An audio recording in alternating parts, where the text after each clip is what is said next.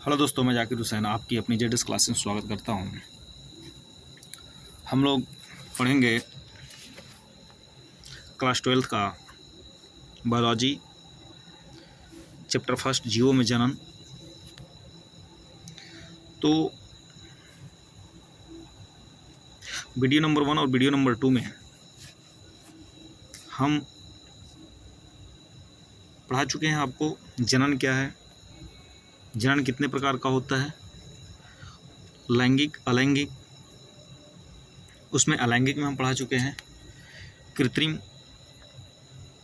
प्राकृतिक कृत्रिम जो होता है, प्राकृतिक जनन। प्राकृतिक जनन के अंतर्गत क्या जो आते हैं आपके, इन सारे पार्ट्स को जो है हम पढ़ा चुके हैं। आज हम अध्ययन करेंगे अलैंगिक जनन के अंतर्गत कृत्रिम के बाद जो होता है दूसरा हिस्सा होता है, प्राकृतिक के बाद जो होता है दूसरा हिस्सा होता है कृत्रिम कायिक जनन। एक प्राकृतिक कायिक जनन होता है, एक कृत्रिम कायिक जनन होता है। तो कायिक जनन में बताया जाता है कि जब पेड़ पौधे के किसी भी हिस्से से नए पौधे की उत्पत्ति होती है तो इसको हम कहते हैं प्राकृतिक कायिक जनन। अब वो पौधे का कौन सा हिस्सा हो सकता है? जड़ हो सकता है, तना हो सकती है, फूल हो सकता है, पत्ती हो सकती है, शाखा हो सकती है, ये सारी चीज़ें हो सकती हैं। तो आइए हम स्टार्ट करते हैं कृत्रिम कायिक जनन। देखिए, कृत्रिम कायिक जनन क्या है? कृत्रिम का मतलब ही होता है कि अपने तरफ से बनाना, अपने तरफ से परिवर्तन करना।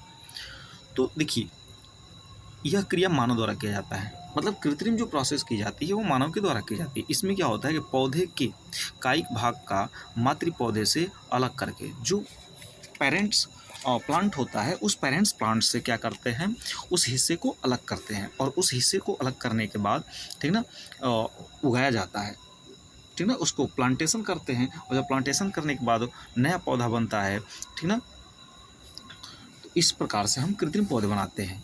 तो देखिए, इसकी प्रमुख विधि क्या है? कृत्रिम के अंतर्गत आती है कलम लगा करके कटिंग प्रोसेस, दाब लगाना, ठीक है, और रोपण करना, क्राफ्टिंग प्रोसेस। तो यहाँ पे देखिए, कृत्रिम कायिक प्रवर्धन के अंतर्गत जो होती है 3 प्रोसेस है। एक है कलम, दूसरा है दाब, तीसरा है रोपण। तो आइए हम स्टार्ट करते हैं कलम लगाने की प्रोसेस क्या है। देखिए, कलम विधि क्या होती है, कटिंग प्रोसेस क्या होती है? तो कटिंग प्रोसेस, यह क्रिया क्या होती है? वांछित पौधों को छोटी छोटी टहनियों में इस प्रकार से काटा जाता है। जो भी पौधा होता है उसकी टहनी को क्या करते हैं, छोटे छोटे हिस्सों में काट देते हैं। और काटने के बाद क्या होता है कि जो प्रत्येक टहनी कक्षस्थ कलिका युक्त होती है, मतलब हम इस हिस्से से काटते हैं, इस प्रकार से काटते हैं कि जो कक्षीय हिस्सा होगा, दोनों के बीच का जो हिस्सा होगा वह कैसा होता है, कली का युक्त होनी चाहिए। और यह टहनी कलम कहलाता है। जो मतलब हम क्या करते हैं, ऐसा जैसे गन्ना होता है तो गन्ने को हम इस प्रकार से काटते हैं कि दोनों हिस्से में जो होती है क्या हो जाए, जो जिसको आँख बोलते हैं हम लोग, ठीक ना, जिसकी कली निकली होती है, इस मृदा में आधा गाड़ दिया, मतलब मिट्टी के अंतर्गत आधा क्या करते हैं, उसको दबा देते हैं, गाड़ देते हैं, जिससे कुछ दिनों बाद नया पौधा बनता है। कभी कभी टहनी के निचले भाग से, ठीक ना, अथवा अन्य हार्मोन उपयुक्त से जुड़े हुए सिर्फ निकलती है, जैसे अंगूर हो गया, गन्ना हो गया, गुलाब हो गया, गुड़हल हो गया आदि कलम से ही क्या होते हैं, प्रदान करते हैं। अब अक्सर क्या होता है कि पढ़ाई पीरियड में क्या होता है कि लड़कियां जो होती है एक दूसरे से बात करते करते, ठीक ना, वो अपने सखी से बोलती है कि हमें क्या करना है, हमारे घर जो है बहुत अच्छी कली है, गुलाब का फूल है, तो वो बोलती है लेके आना, ठीक है। अब वो क्या करती है बेचारी, काट करके लेके आती है खूब प्रसन्नचित होकर के, और ये भी ले जाकर क्या करती है, अपने घरों में गमलों में लगा देती है। और कुछ ही दिनों के बाद जो होता है वो पौधा जो होता है, वह टहनी जो होती है, ठीक ना, क्या होती है, पौधे के रूप में विकसित हो जाता है। तो कलम से ही कायिक प्रवर्धन किया जाता है। देखिए, देख रहे हैं यहाँ पे कि यदि कट ऑफ प्लांट की बात कर लें तो यहाँ पे देखिए, ये पौधा का हिस्सा है, यहाँ से जो है इसको ब्लेंड झुका दिया गया है, झुकाने के बाद जो है किसी चीज़ से दबा दिया गया, दबाने के बाद देखिए यहाँ पे पेरेंट प्लांट्स है, पेरेंट प्लांट से हमने क्या किया, उसको काटा, कटिंग करने के बाद क्या कर दिया, यहाँ पे ला करके लगा दिया गया। जब ला करके लगा दिया गया तो ये पौधा क्या होता है, एक अपने जैसा क्या होगा, पेरेंट्स जैसा, पेरेंट्स प्लांट के जैसा जो होता है नया पौधा बन जाता है।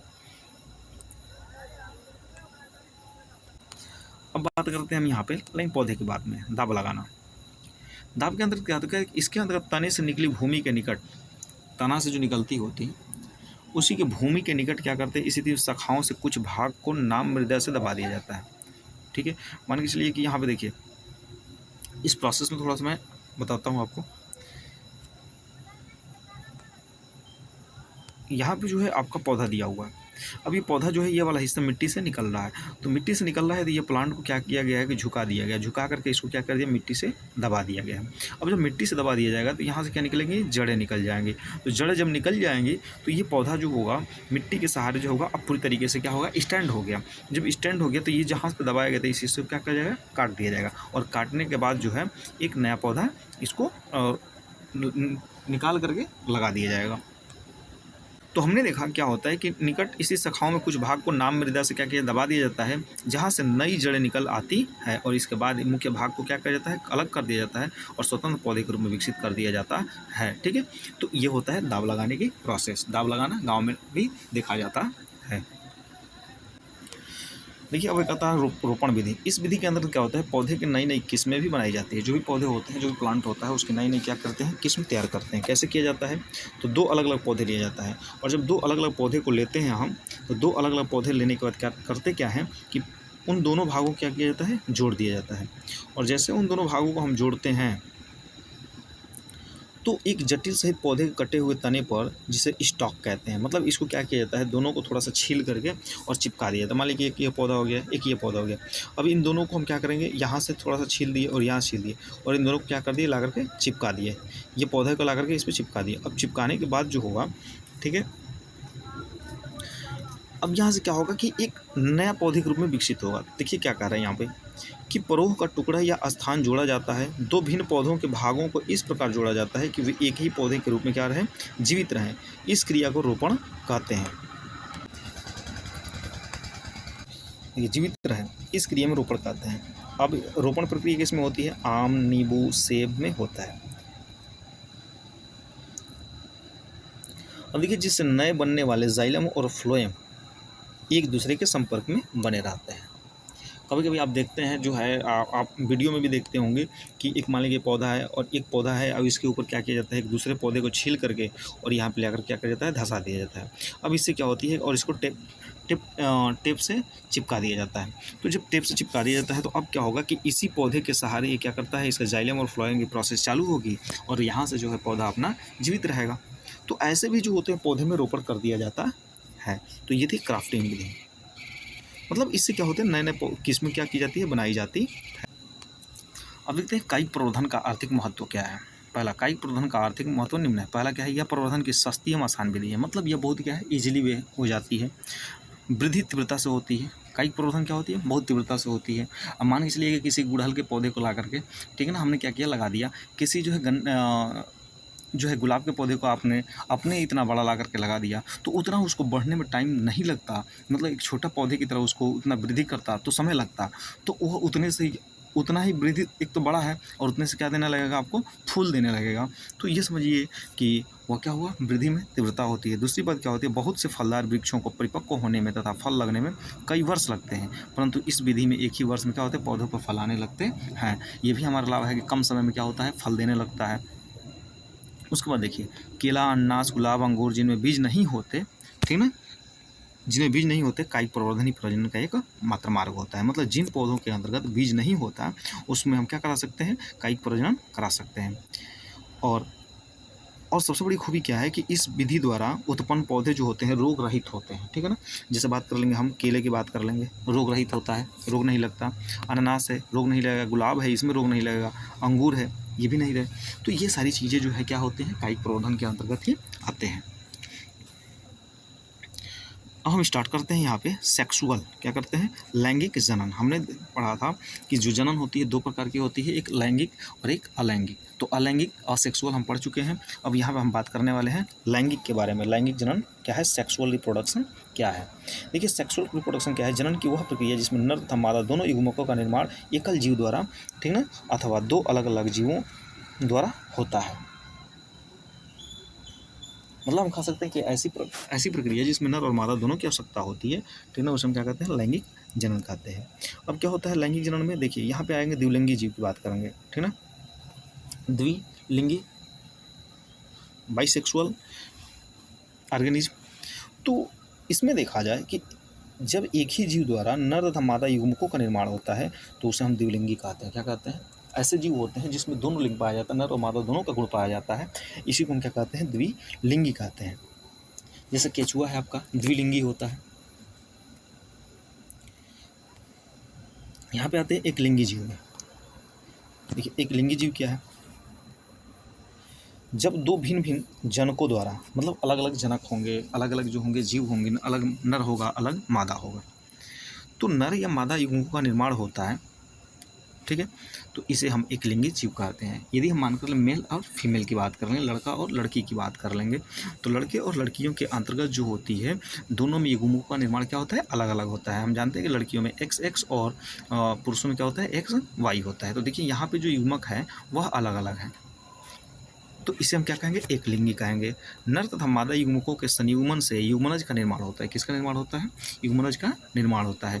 जब X और Y मतलब इनके बीच जो निषेचन की प्रोसेस होगी, तो निषेचन की प्रोसेस होने के बाद जो होती है, ठीक ना, इनमें एक युग्मक बनेगा और उस युग्मक का निर्माण होता है, और युग्मनज के निर्माण एवं वृद्धि से नए जीव का क्या होता है, निर्माण होता है। मतलब महिला की क्रोमोसोम, पुरुष का क्रोमोसोम, जब दोनों का मिलता है क्रोमोसोम, तो उसकी वजह से क्या होता है, युग्मनज का निर्माण होता है, जाइगोट बनेगा, और जाइगोट जब बनेगा तो उससे क्या होगा, एक नए जीव का निर्माण होगा। उसके बाद आगे बात करते हैं, लैंगिक जीवन आरंभ करने से पहले ही सभी जीव अपने जीवन में वृद्धि की एक निश्चित अवस्था, परिपक्वता तक पहुंचते हैं। जंतुओं में इस किशोरावस्था और पादपों में कायिक प्रवस्था के नाम से जानते हैं।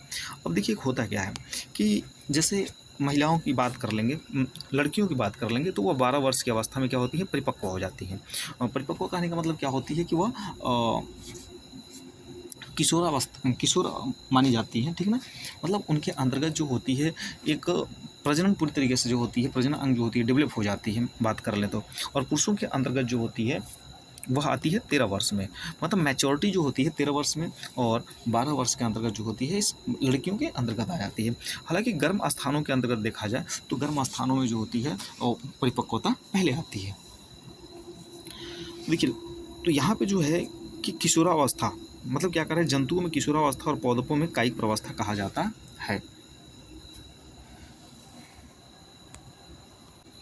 अब देखिए जंतुओं में जनन प्रवस्था का प्रारंभ उनके बाह्य एवं आंतरिक संरचना में परिवर्तन या कायिक में परिवर्तन के पश्चात होता है। इन सभी परिवर्तनों का नियंत्रण हार्मोन एवं एंजाइमों द्वारा होता है। अब देखिए हार्मोन्स और एंजाइमों द्वारा यदि बात कर लें कि जब परिवर्तन होता है, जब किशोरावस्था हो जाती है,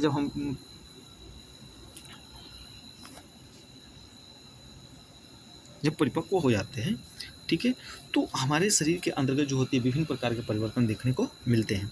कुछ जंतुओं में जन्म प्रवस्था प्रारंभ से होने के समय द्वितीयक लैंगिक लक्षणों का विकास होता है।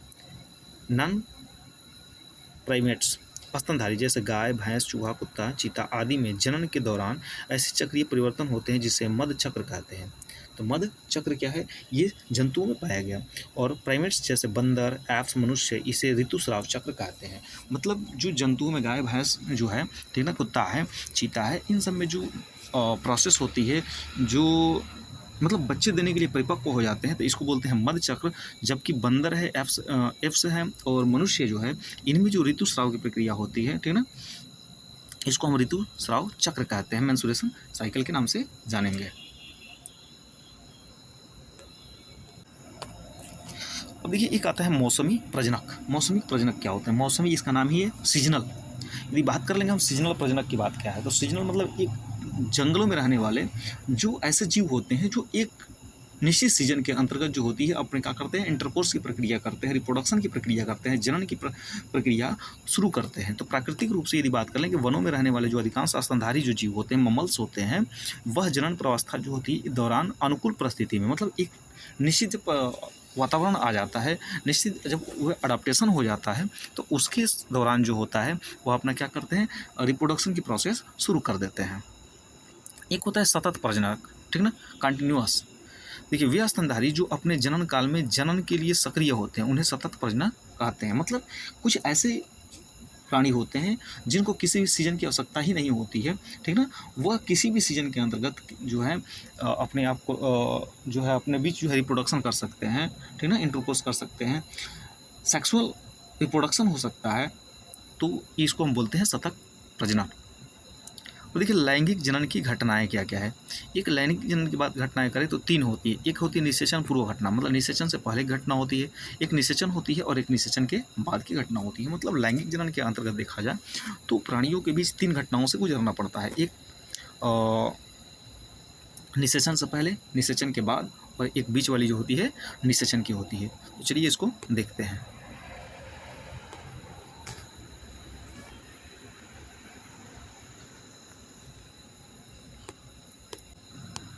अभी बात कर लें निषेचन पूर्व घटना के बारे में। तो निषेचन पूर्व घटना के बारे में बात करते हैं, इसको इसमें भी 2 घटनाएं से अवस्था होती है। एक होता है युग्मक जनन, युग्मक जनन, और दूसरा होता है युग्मक स्थानांतरण। 2 प्रोसेस है, युग्मक जनन होगा और युग्मक जनन के बीच क्या होगा, फिर उसके बाद युग्मक स्थानांतरण होगा।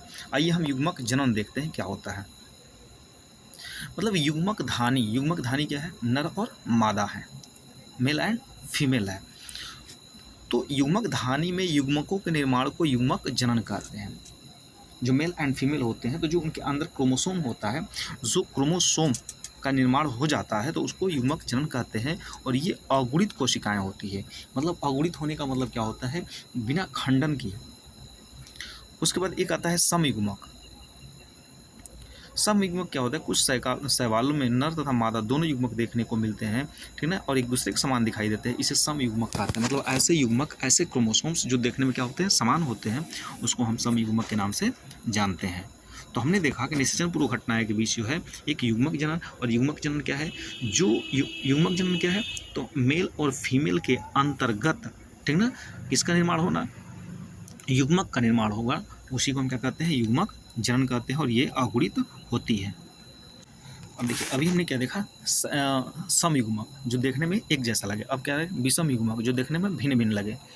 तो देखने में भिन्न भिन्न क्या है, लैंगिक जनन करने वाले जीवों में आकारिकी रूप से कैसे होते, 2 प्रकार के युग्मक का निर्माण होता है, जिसमें नर युग्मकों को शुक्राणु और मादा युग्मकों को क्या कहते हैं, अंडाणु, ओवम कहते हैं, ठीक ना। ये होता है शुक्राणु, स्पर्म, और इसमें आता है ओवम। तो इसे हम विषम युग्मक कहते हैं। क्या होता है, मेल में शुक्राणु और महिला में अंडाणु होता है, ओवम होता है। तो ये दोनों भिन्न भिन्न होते हैं, इसको हम क्या कहते हैं, विषम युग्मक के नाम से जानते हैं। चलिए जीवों में लैंगिकता देखते हैं। जीवों में लैंगिकता द्विलिंगी की बात कर लेते हैं। तो प्राणियों में नर एवं मादा दोनों लिंग एक साथ विकसित हो जाते हैं, उसी को हम क्या कहते हैं, द्विलिंगी कहते हैं, ठीक ना। जैसे लीच, केचुआ।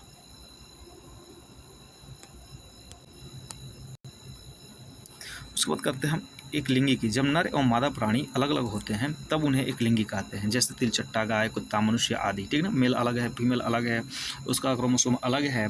और बात कर लें फिर जो है, और उनमें जो है युग्मक की बात कर लेंगे तो वहाँ पे देखिए अंडाणु, इसमें शुक्राणु, ये सारी चीज़ें अलग अलग है, तो एक लिंगी हो गई। द्विलिंगी पुष्प भी होते हैं। पौधों में नर तथा मादा दोनों जन्म संरचनाएं एक ही पौधे में पाई जाती है तो उसे द्विलिंगी पुष्प के नाम से जानते हैं। जबकि एक लिंगी पुष्प क्या होती है कि जब पौधों में नर तथा मादा दोनों जन्म संरचनाएं भिन्न भिन्न पौधों में पाई जाती है, उसे हम एक लिंगी कहते हैं। युग्मक निर्माण में समय कोशिका विभाजन। देखिए युग्मक अगुणित होते हैं। युग्मक क्या होते हैं, अगुणित होते हैं। मैंने बता दिया युग्मक क्या होते हैं, अगुणित होते हैं। चाहे उनके जनन अगुणित हो या द्विगुणित। अगुणित जनकों में युग्मकों का निर्माण समसूत्री विभाजन द्वारा तथा द्विगुणित जनकों में अर्धसूत्री विभाजन द्वारा क्या होता है,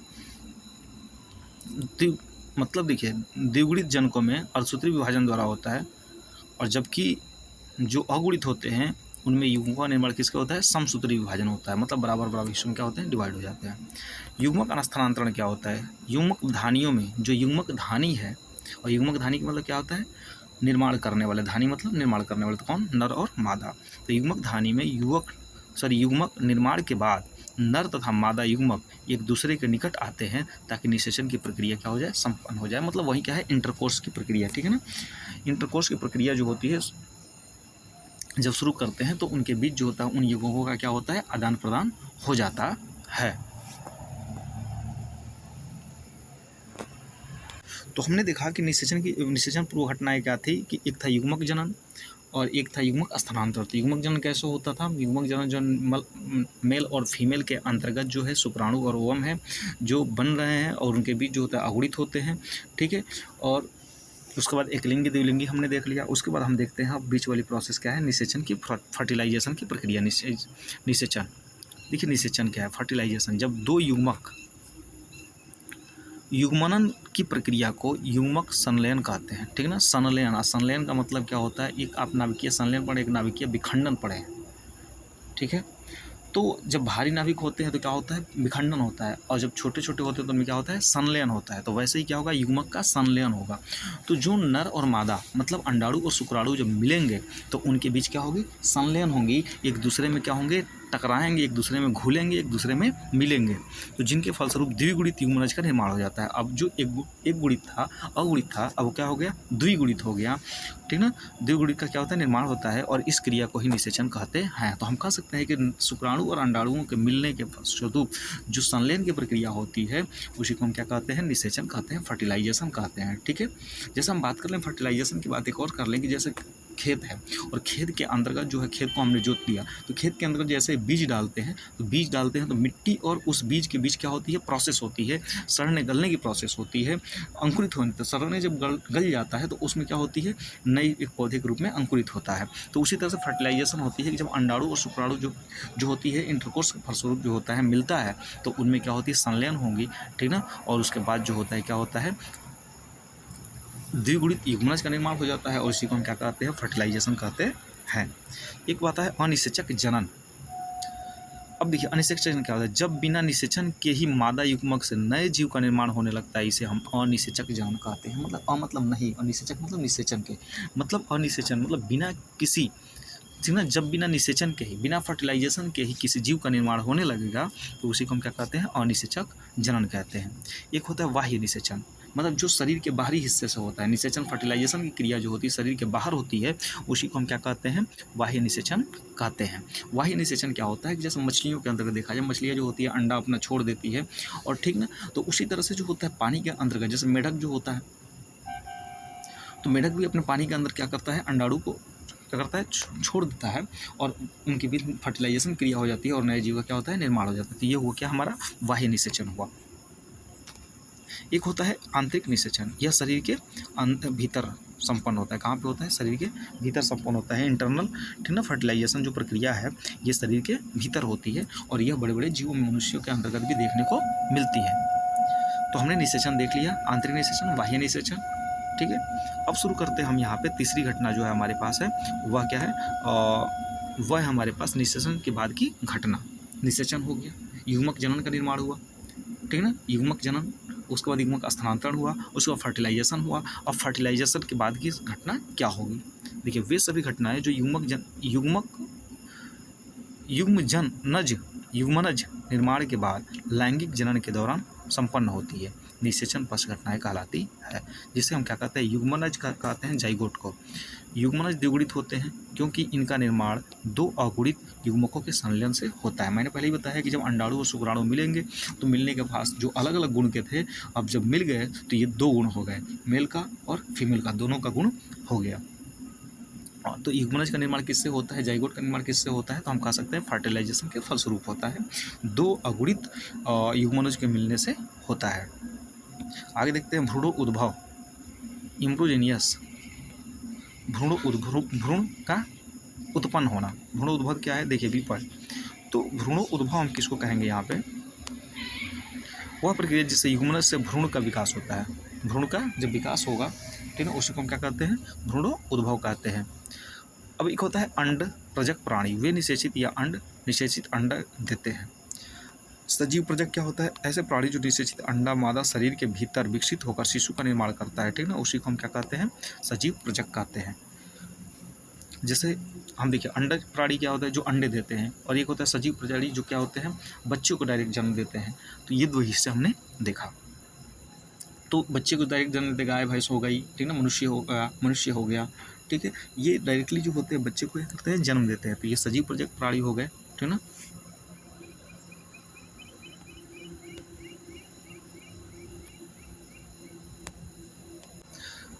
तो आई होप कि यह क्लास जो होगी आपको बहुत अच्छी लगेगी, ठीक है ना। लाइक और सब्सक्राइब जरूर करें, शेयर करें, ठीक है ना, ताकि बच्चों आपका भी एग्ज़ाम जो है सही से जाए, क्लास 12th का भी, ठीक है, और अच्छे नंबरों से पास हो।